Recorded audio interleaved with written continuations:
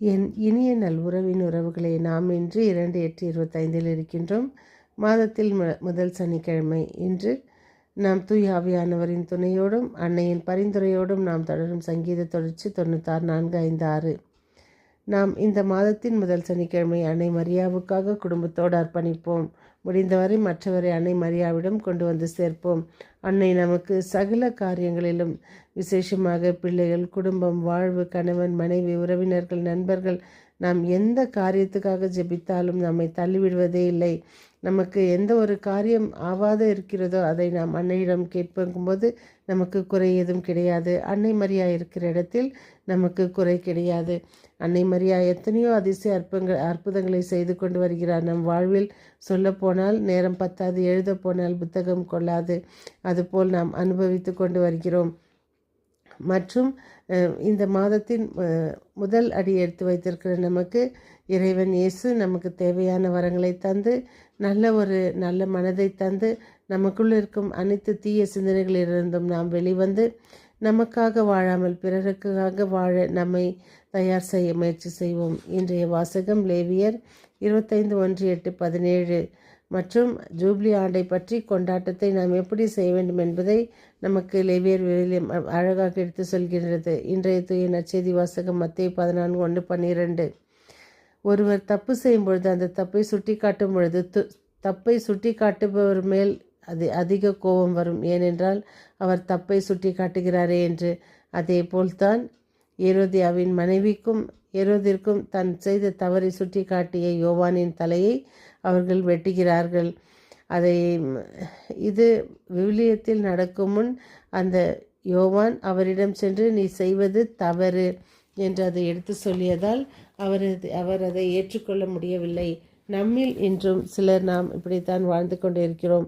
நாம் தப்பை யாராவது நமக்கு சுட்டி காட்டி எடுத்து காட்டிவிட்டால் நாம் அவர்களை முழுமையாக, அவர்கள் உயிரோடு இருப்பதை நமக்கு பிடிக்காது. அதே போல் நம் கையில் ஏதாவது இருந்தால் அவர்களை கொன்று விடுவது போல் தோன்றும்.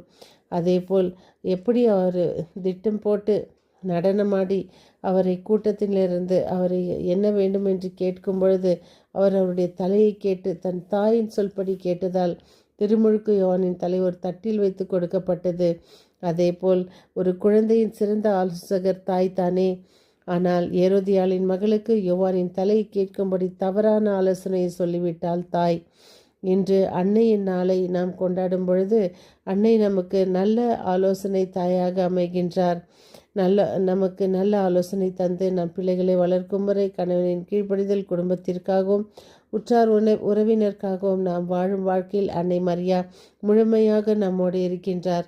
நம்மை தவறாதபடி, நம் வாழ்க்கை இன்னல் உறாதபடி பாதுகாக்கின்றார். இன்று எத்தனை தாய்மார்கள் தங்கள் பிள்ளைகளின் வாழ்வில் திருமணம், வேலை, கருக்கலைப்பு தொடர்பாக தவறான ஆலோசனைகளை வழங்கி அவர்களின் வாழ்வை துயரத்தில் ஆழ்த்துகின்றார்கள். நல்ல ஆலோசனை அன்னையாக மரியாவிடம் மன்றாடி எல்லா அன்னையரும் தன் பிள்ளைகளுக்கு நல்வழி காட்டுவார்களாக. அன்னை மரியாவிடம் நாம் ஜெபிப்பது ஒருபோதும் வீணாகாது. நாம் குறைகளை ஏதாவது இருந்தால் அதை நிறைவாக்குபவர் அன்னை மரியா. இறைவன் இயேசு இந்த உலகத்திற்காக நல்லவர்களுக்காக வரவில்லை, நீதிமான்களுக்காக வரவில்லை, செயின்ட்டுகளுக்காக வரவில்லை. இன்று ஒவ்வொரு புனிதர்களும் செயின்ஸும் அவர்கள் அந்த இடத்தை தொட வேண்டுமென்றால், அந்த இடத்தை அவர்கள் அடைய வேண்டுமென்றால் எத்தனை கஷ்ட துன்பங்கள் தங்கள் வாழ்வில் சுகத்தையே அனுபவித்திருக்க மாட்டார்கள். வெறும் கஷ்டத்தையே அனுபவித்திருப்பவர்களுக்கு மட்டும் தானே அந்த புனிதர் பட்டம். அதனால் இன்று நாம் அந்த நடனமாடிய அந்த பெண்ணை போல தவறான நம் பரிசுகளை எதிர்பார்க்காமல் நம்முடைய ஓட்டத்திற்கு, நம்முடைய செயலுக்கேற்ற தக்க பரிசாக இறைவனிடம் கேட்போம். தவறாக ஒருவரை தீர்ப்பிடாமல், தவறாக ஒருவர் மேல் பழி சொல்லாமல், தவறாக ஒருவரை குற்றம் சாட்டாமல், தவறாக ஒருவர் மேல் குற்றக்கூண்டில் ஏற்றாமல் நாம் இருக்க முயற்சி செய்வோம். தவறு என்பது உலகத்தில் எல்லாரும் சரிசமமாக கடவுளை தவிர செய்யும் ஒன்று தான். ஒருவரை எந்த காரணத்தை கொண்டும் நாம் குற்றவாளியாக்காமல் பார்த்து கொள்வோம்.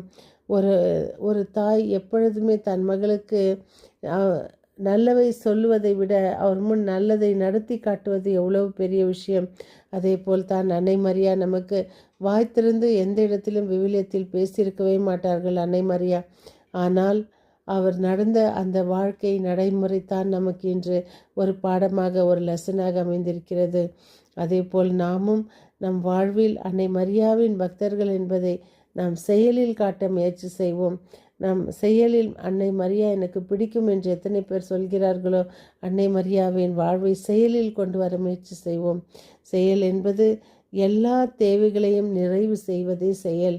அதனால் எல்லா தேவைகளிலும் இறைவனுக்கு உகந்தபடி வாழ முயற்சி செய்வோம். மீண்டும் சந்திக்கும் வரை உங்கள் அன்பு தோழி.